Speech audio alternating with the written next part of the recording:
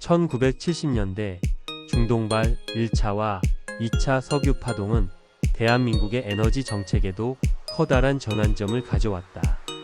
대학교 4학년 시절 공과대 학장님이 직접 개설한 에너지 변천사라는 과목을 수강한 적이 있다. 석탄, 석유, 원자력, 천연가스에 이르기까지 시대마다 변화해온 에너지 흐름에 대해 배우면서 저는 이 분야에 깊은 관심을 가지게 되었다.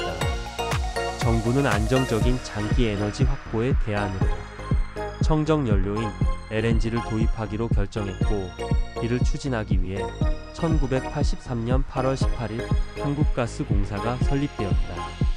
드디어 새 시대, 새 에너지를 책임질 국가.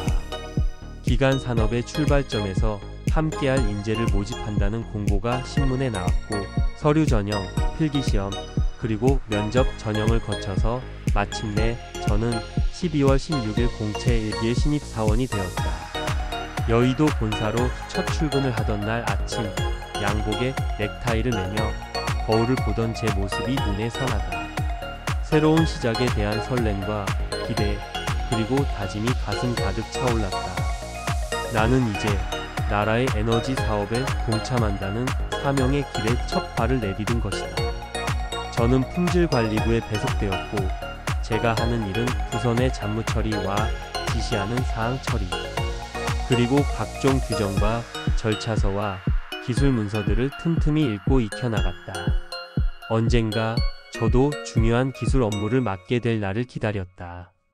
당시는 한창 평택 LNG 인수기지 토목공사와 경인지역 주배관, 관로공사가 숨가쁜 분위기 속에서 회사는 총력을 기울이고 있었다. 그리고 1984년 9월, 제게는 잊을 수 없는 전환점이 찾아왔다. 1984년 9월에서 1985년 2월까지 6개월간 평택 LNG 인수기지 건설을 위한 프랑스 연수 기회가 주어졌다. 그 당시 기본 설계와 초저 온자재 대부분 공급 계약사인 TGG사와의 계약서에 연수 교육이 포함되어 있어서 저는 그 연수 대상자 6명 중 1명으로 선발되었다. 선진국인 프랑스는 모든 것이 달랐다. 기술, 경제, 문화, 환경, 사는 방식 등 어느 하나 부럽지 않은 것이 없었다. 마치 전혀 다른 세상에 온 듯한 충격이었다.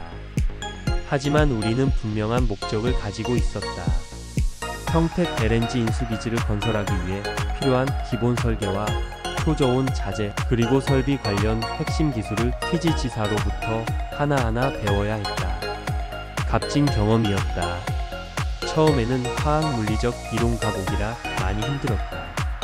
열온도 변화에 따른 가스의 성분 곡선 등이라 전기공학을 전공한 저로서는 용어 자체도 이해하기 힘들지만 한국말로 강의해도 힘들었을 텐데, 강사는 불어로, 그리고 현지인 통역사는 유창한 영어로 우리에게 전달했는데 유창해서 거의 들리지 않았다.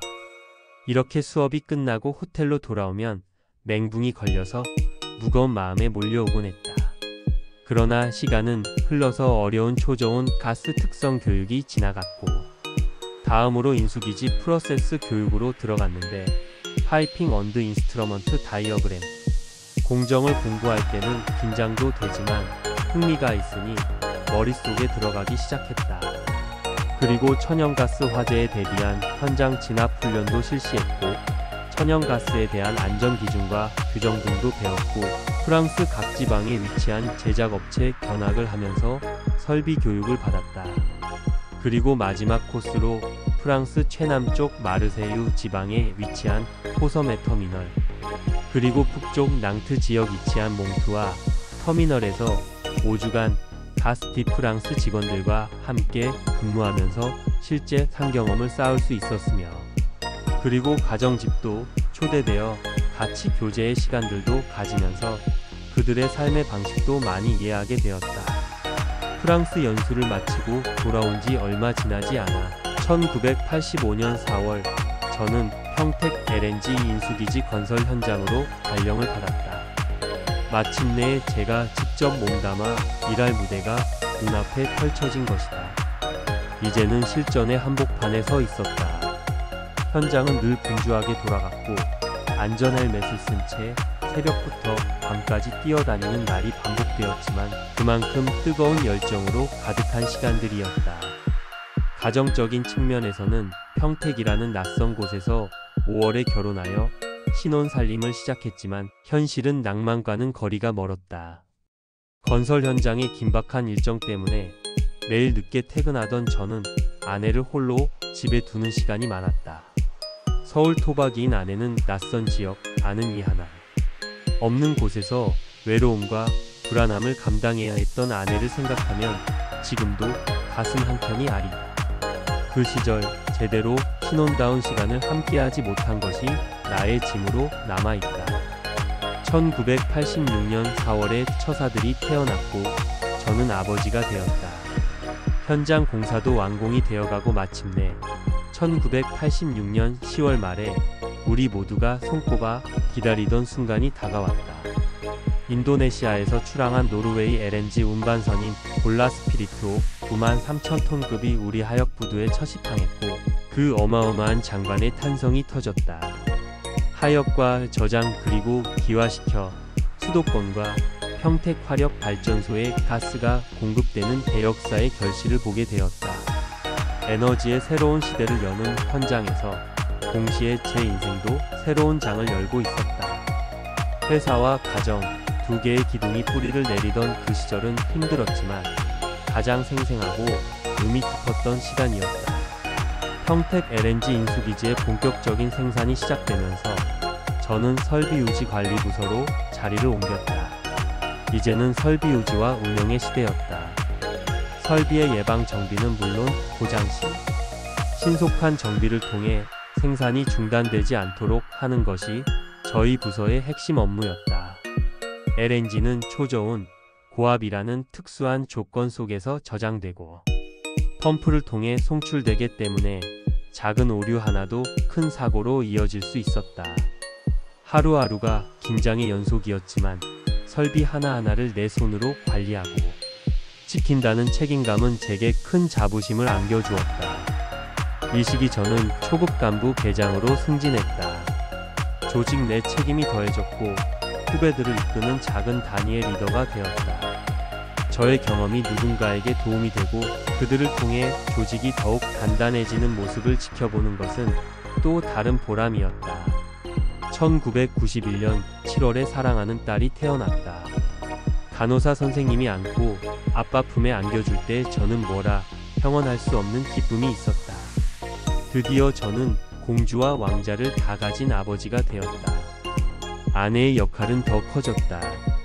아내는 혼자서 둘을 키우는 막중한 일을 해야만 했으며 아내는 안중제일교회의 집사로서 성가대로 어린이부 교사로 구역장으로 다양하게 섬기며 아이들을 믿음 안에서 키웠다.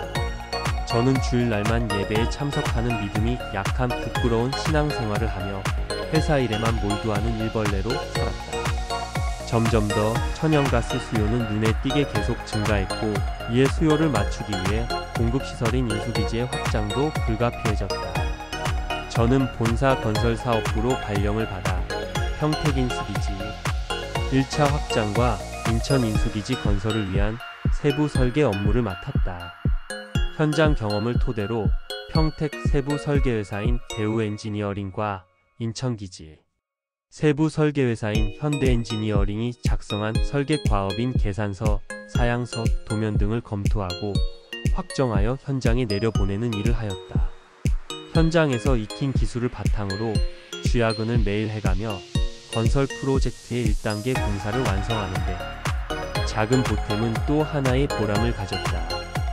그 무렵 1993년 7월에 한국가스공사는 설비를 전문적으로 유지관리할 전문 자회사 설립이 필요하여 한국가스기술공사가 창립되었다. 저는 또다시 창립 멤버로 이 회사를 함께 시작하게 되었다. 한국가스기술공사로 자리를 옮겨서 부장, 사업소장을 거쳐 본사처장까지 역임하며 다양한 업무를 추진하였다. 국내 주요 인수기지와 배관망의 설비 유지 관리는 물론 해외 프로젝트 영업 업무까지 맡으며 해외 시장 개척까지 담당하기도 하였다. 아프리카 나이지리아까지 가서 업스트림 설비에 대한 시운 전 업무에도 직접 참여했고, 또한 중동 지역도 수없이 드나들며 이를 추진한 것은 저의 주요한 발자취였다. 그렇게 약 30년의 세월을 천연가스와 함께하며 보냈다. 대한민국이 석탄과 석유의 시대를 지나 청정에너지 시대로 전환하고 그 세부 업무의 길목마다 제가 있었다는 사실. 그리고 마침내 저는 정년이라는 이름으로 2013년 12월에 긴 여정을 마무리했다.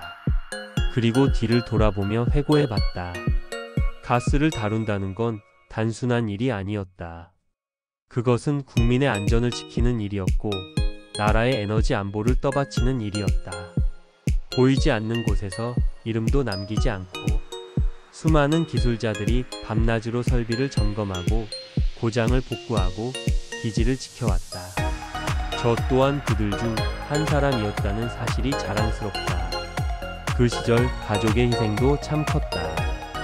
현장 일로 집을 자주 비우고 아내를 외롭게 한 일은 여전히 마음에 남아있다. 하지만 그런 시간을 함께 견디며 우리는 진짜 가족이 되어갔다. 아이들이 자라는 모습을 지켜보며 저 또한 아버지로서 남편으로서는 많이 부족하였지만 국가 발전에 이바지한 역할로서 큰 해량을 바라고 있다. 제가 걸어온 길 위에 수많은 후배들이 더 밝고 튼튼한 길을 내고 있을 것이다. 보이지 않는 곳에서 묵묵히 자리를 지키는 여러분의 손끝 하나가 이 나라의 에너지를 움직입니다.